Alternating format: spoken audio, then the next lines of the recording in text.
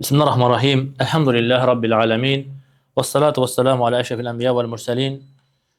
Nəbiyyina Muhammedin və alə alihi və ashabihi əcma'in. Rabbi şahli sadri və yassir li əmri və ahlul uqdatan min lisani yefqahu qavli. Allahumma allimna ma yanfa'una və fa'na bima allamtana və zidna ilmə və ba'd. Əziz qardaşlar, bugündən inşallah Şeyx Muhammed ibn Abdülvahhab rahimehullahın 4 qayda kitabının tədrisinə başlayırıq və bu kitab həcmi balaca olsa da, qısa olsa da, yəni özündə böyük faydaları əhatə edən və bugünkü günü müsəlmanların ehtiyacı olan bəzi məsələləri özündə ehtiva edən bir kitabçadır və kitabın şərh edən də Şeyx Bədr-ül-Uteybi hafizahullahdır, müasir şeyxlərimizdəndir, onun şərhi ilə götürürük. Və şeyx danışır ki, nə zaman ki insanlar tövhidin həqiqətində cahil qaldılar, şirkin mənasında cahil qaldılar, müsəlmanla müşriki seçməkdə cahil qaldılar və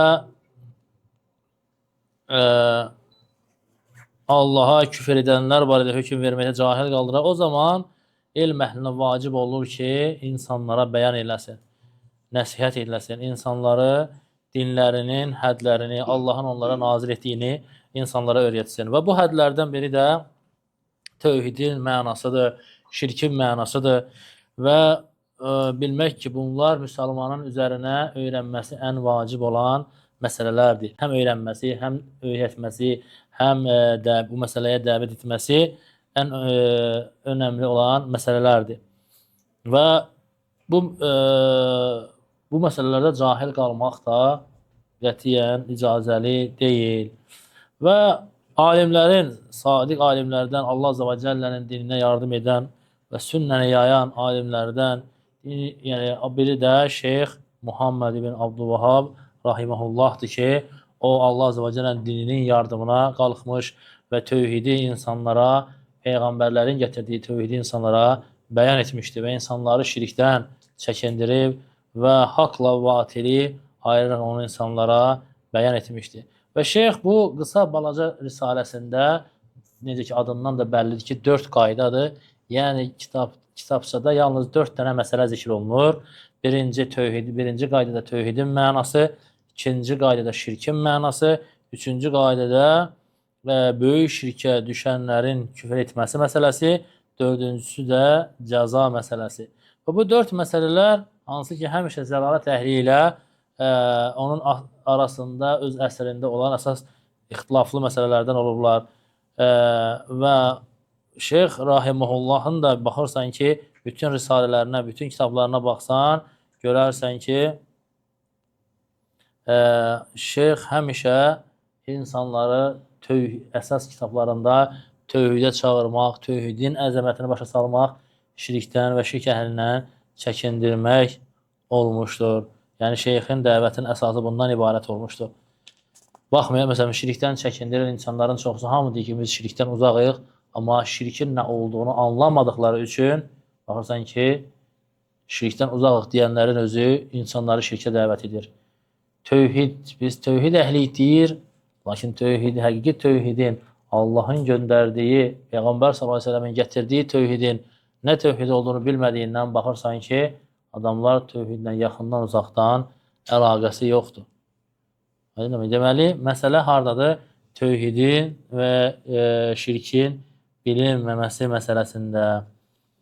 Və dediyimiz kimi, şeyx birinci qayda gətirir tövhidin bəyanı və həqiqəti, ikincisi şirkin mənaları və onun təhlükəsi, üçüncüsü adlar və əhkamlar məsələsi, təkfir məsələləri, vuruşma və dördüncü qaydada üçüncü qaydanı təkid etmək üçün zikr olunmuş məsələlərdəndir. Və şeyx burada deyir ki, şeyx sonra burada bu 4 qaydanı necə rəvayət edir və onun isnadını zikr edir, isnadla zikr edir və sonra başlayır şeyxin müqəddiməsinə. Şeyx Muhammed Abdülvahhab rahimehullah bu 4 qaydadan öncə birinci müqəddimə zikr edir. O müqəddimədə şeyx buyurur ki, Bismillahirrahmanirrahim, Əsəlullahul kərim, Rabbəl arşil azim, ən yetəvəlləkə fid-dünya vəl-əxirə وأن يجعلك مباركا أينما كنت وأن يجعلك ممن إذا أوتي شكر وإذا ابتلي صبر وإذا أذنب استغفر فإن هؤلاء ثلاثة عنوان السعادة. Şeyx kitabına Allah Azze ve Celle'nin Allah Azze ve Celle'nin adını çəkdikdən sonra Bismillah ilə başladıktan sonra nə deyir? Birincisi kitabı oxuyana, dinləyənə dua ilə başlayır. Və Rasulullah sallallahu aleyhi ve sellemin sünnəsindəndir ki, insan başlayanda, dərsinə başlayanda, kitabına başlayanda bəsmələ ilə başlamaq, Bismillahirrahmanirrahim ilə başlamaq. Bu, Rasulullah s.a.v-in sünnəsindədir. Necə ki, Rasulullah s.a.v məktublarını yazanda, o zamanında olan hökümdarlara məktub yazanda hamısına Bismillahirrahmanirrahim ilə yazırdı.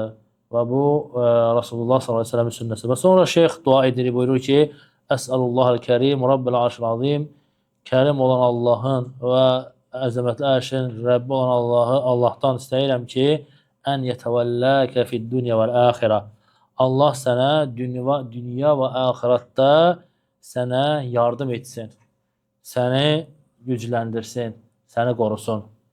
Bu da alimlərin üslubuydu ki, biz bunu ki, şeyxin üstəsasda da gördük üslubundan ki, şeyx yəni kitablarına başlayanda tələbələrinə birinci dua edir və onlar dua ilə başlayır.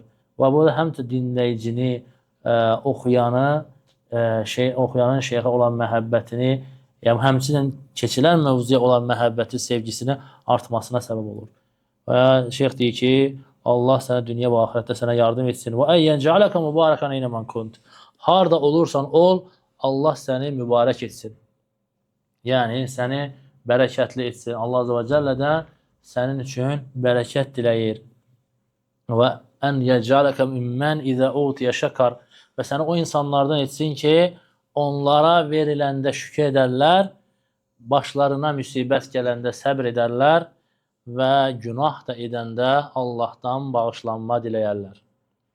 Və şeyx buyurur ki, bu üç sifət səadətin ünvanıdır. Necə ki, bu şeyx əslində bu sözü İbn Qeyyim Rahiməhullahdan nəql edir. Bu İbn Qeyyimin sözüdür. Belə ki, insanın Adəm övladının halı üç haldan kənara çıxmır. Ya nemət verilmiş halıdır, ya nemətdən məhrum olunmuş bir haldır, ya da özünün günah etdiyi bir haldır. Nemət verilən halda nə etmən gərəkir? Şükür etmən gərəkir. Çünki Allah təala buyurur: "En şəkartum la'zidənnakum." Şükür etsəniz, sizə olan nemətimi artıracağam. Nemətin artmasını, davamlı olmasını istəyirsənizsə nə etmən lazımdır? Şükür etmən lazımdır. Və şükür etmək uca, ali bir sifətdir. Və Allah Azə və Cəllə nədir? Və qalilun min ibadiyyəş-şəkur. Şükür edən qullarım çox azdır. Hər adam o sifətə nail olmur. Verilən hər nemətə şükür etmək hər insana nəsib olmur. Və Allah Azə və Cəllə Nuh Aleyhisselam haqqında nə deyir? İnnehu kana abdən şəkura. O şükür edən bir qul idi. Onu yüksək məqamda necə vəsf edir? Şükür edən bir qul olaraq vəsf edir. Və şükür etmək hər insanın bacardığı bir şey deyil. Və şükrü də alimlər buyururlar ki, şükrün halı və şükür üç qismə bölünür. Qəlblə olan şükürdür, dillə olan şükürdür və əməllə olan şükürdür. Və Allahdan gələn nemətini etiqad edirsən ki, bu Allahdan gələn bir nemətdir. Buna görə dilinlə Allah Azə və Cəlləyə şükür edirsən və əməlinlə də o nemətə görə o nemətin şükrünü verirsən. Elm nemətinin şükrü nədir? Onu öyrətməkdir. Göz nemətinin şükrü nədir? Onu faydalı şeylərə sərf etməkdir. Dil nemətinin şükrü nədir? Gözəl sözlər söyləmək, Qur'an oxumaq, zikr etməkdir. Mal nemətinin şükrü nədir? Allah yolunda onu xərcləməkdir. Hər nemətin özünə görə nədir? Şükrü var. Və insan da bu üç şükrün hər üç qismini yerinə yetirməsi gərəkir ki, o həqiqi şükür edənlərdən olsun. Çünki hamısında elhamdülillah Allahımıza həmd olsun deyib keçməklə olmur. Sən onun haqqını verməlisən ki, doğrudan da şükür edənlərdən olsan. Şükürlə həmd arasında fərq nədir? Həmd insan hər bir halında Allah Azə və Cəlləni həmd edir. Hər bir halında həmd edir. Şükür isə nemətdən sorulur. Bu baxımdan həmd şükürdən daha geniş məfhumdur. Çünki insan nemət veriləndə də, verilməyəndə də hər bir halında Allaha həmd edir. Şükür isə nə vaxt olur? Nemətdən sonra. Bu baxımdan həmd şükürdən genişdir. Lakin həmd yalnız dillə olur.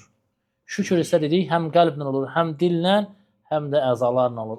Bu baxımdan isə şükür həmddən daha genişdir. Bir tərəfdən həmd genişdir, digər tərəfdən isə şükür daha genişdir. Arasında olan fərqlər bunlardır. Və sonra deyir ki, və izə butiliyə sabar, başına bir müsibət gələrsə, imtihan olunarsa səbr edər.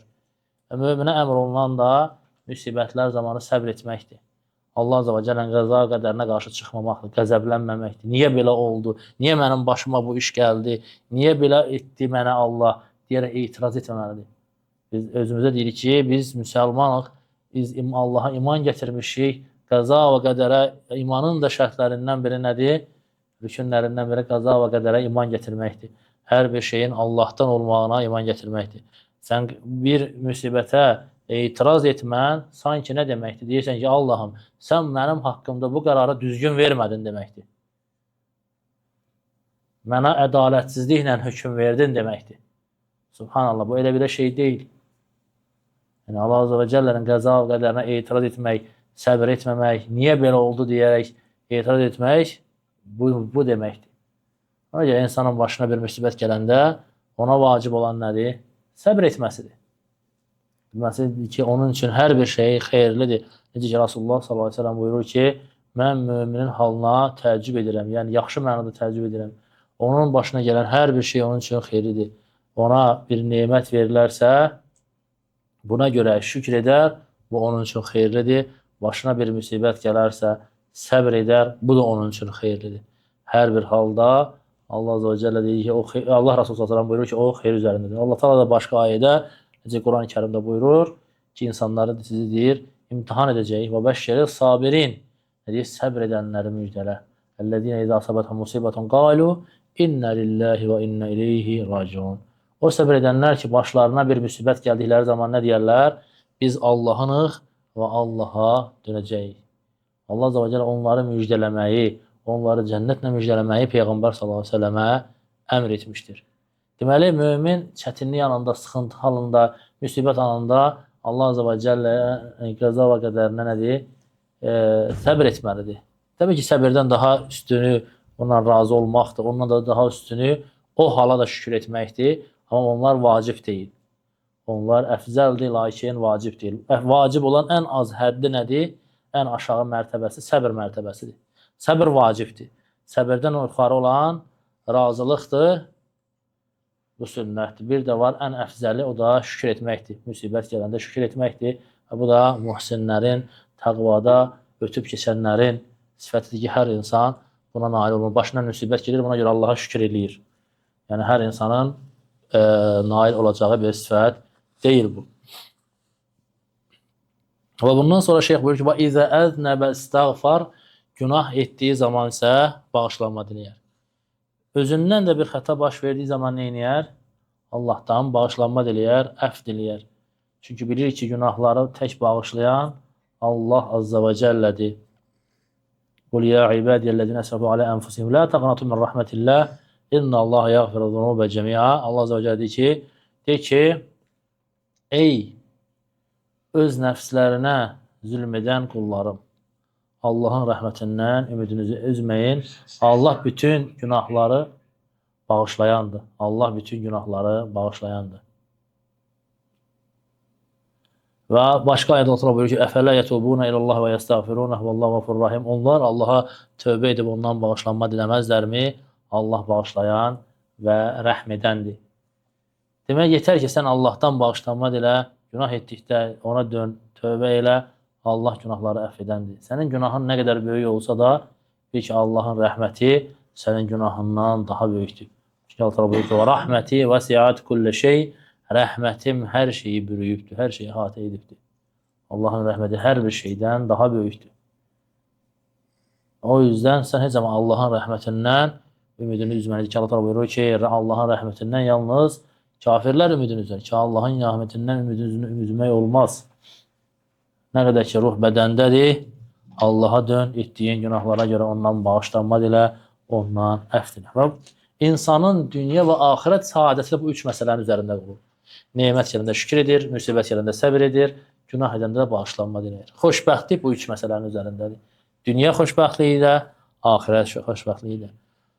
Və bundan sonra şeyx buyurur ki, İ'ləm ərşadakallahu li taatihi, bil Allah səni itayətinə yönəlsin, bil ki, ennel hanifiyyətə millətə İbrahim ən tə'budallaha muxlisən lehu'd-din kəma qalə Teala və mə xalaqtul cinnə vəl insə illə liya'budun. Deyir ki, Allah səni itayətinə yönəlsin, bil ki, deyir,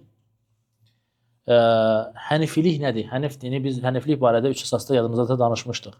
Hənif kəlməsinin meyl kəlməsindəndir. Demişdik ki, həniflik insanı şirkdən tövhidə meyl edən deməkdir. Lüğəti mənası, yəni ki, lüğəti mənasından güdülmüş. Dəqiq tərifi budur ki, şirkdən üz döndərib tövhidə meyl edən deməkdir. Həniflik İbrahim Aleyhisselamın millətidir. Çünki o da nə deyir? Ən tə'budallah, tək Allaha ibadət edəsən, dində ixlasla Allaha aid edəsən, necə ki, Allah təala buyurur ki, وَمَا خَلَقْتُ الْجِنَّ وَالْاِنْسَ إِلَّا لِيَعْبُدُونَ Mən cinləri və insanları yalnız mənə ibadət etmək üçün yaratdım. Niyə görə, qardaşlar, həniflik barədə deyəndə İbrahimin milləti deyilir, İbrahim Aleyhisselamın dini deyilir. Niyə həniflik, Peyğəmbər sallallahu aleyhi ve sellem'in dini hənif dini idi? Musa Aleyhisselamın dini də hənif dini idi. İsa Aleyhisselamın dini. Bütün peyğəmbərlər məyər tövhidə çağırıb şirkdən çəkindirməyiblərmi? Niyə görə həniflik deyəndə millət İbrahim, İbrahimin dini deyirlər? Alimlər niyə bunu belə şəkildə zikr edirlər? Və şeyx buyurur ki, bunun 2 dənə səbəbi var. Yəni, təfsir əhlinə görə 2 mənası var. Birincisi odur ki, düz olmasına görədir.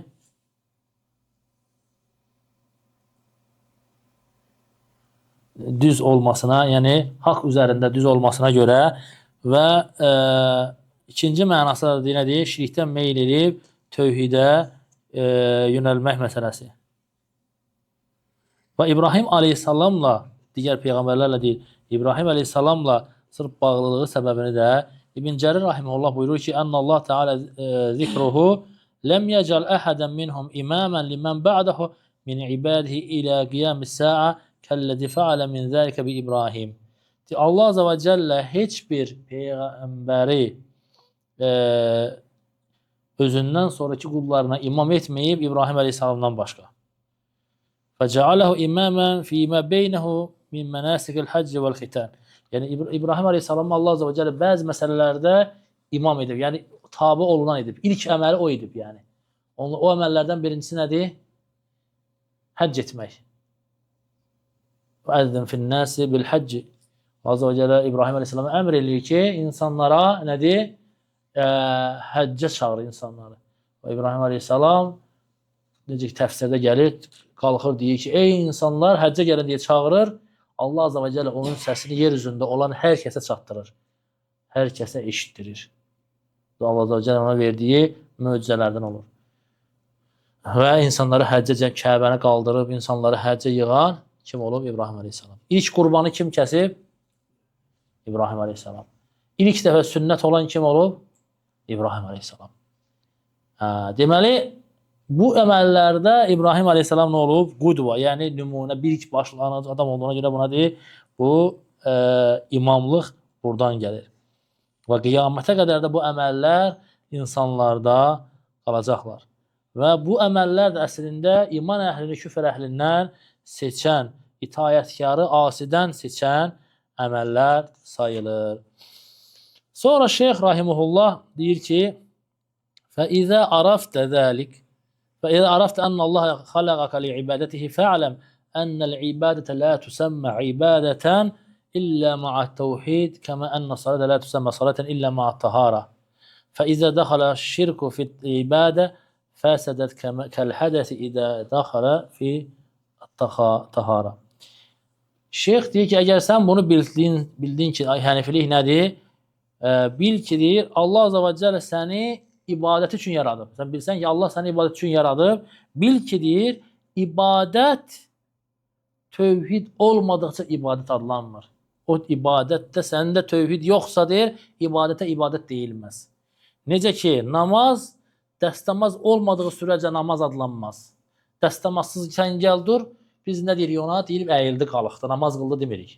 Gəlir, əyilir qalıq deyir ki, əyildi qalıqdı bu adam. Dəstəmazsız qılana namaz qıldı deyilmir. Amma eləcə də deyir, tövhid olmadan da edilən ibadətə ibadət deyilməz. Necə ki deyir, dəstəmaz pozulanda o nədir? Namazı batil edir. Eləcə də ibadətə şirk daxil olarsa, tövhid qalxarsa, o da ibadəti batil edir. Və şeyx deyir ki, İzə arafta ənə şirkə izə dəxalə izə xalətəl ibadə əfsədəhə və əhbatəl əmələ və sarə sahibəhu minəl xalidinə finnər, arafta ənə əhəmmə mə aleyk ma'rifətə zəlikə ləallallah ən yuxallusəkə min həzihi şəbəkə və hiyə şirku billəh əlləzi qalə Allah fihi innəllah la yəğfirən yüşrəkə bih və yəğfirun mə dunə zəlikə limən yeşə. Deyir ki, əgər sən bunu bilsən ki, şirk ibadətə qarşarsa, onu pozar, onun əməlləri batil edər və sahibini əbədi cəhənnəm əhlindən edər və o zaman bilərsən ki, sənin üzərinə ən birinci öyrənməsi gerəkən məsələ bu məsələlərdir. Bəlkə Allah Azza və Cəllə səni bu şəbəkədən xilas eləyə, yəni şirk şəbəkəsindən, Allah'a şərik qoşma şəbəkəsindən xilas eləyə. O şirkdən ki, Allah Teala şirk haqqında buyurur ki, Allah ona şərik qoşanı əsla bağışlamaz, ondan aşağısını istədiyinə bağışlayar. Və bu da deyir, yalnız 4 qaydanı bilməklə həyata keçir. Və sonra şərhdə şeyx bir dənə fayda getirir ki, Durar Səniyyədə deyir, bu ayəni zikr etməyib, bunun əvəzinə başqa bir dəlil zikr edir. O da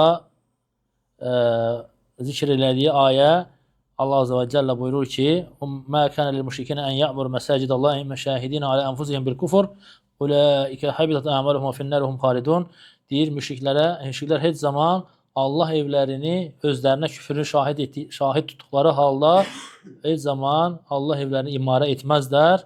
Onların etdiyi əməllər batil olar və onlar cəhənnəmdə əbədi qalacaqlar.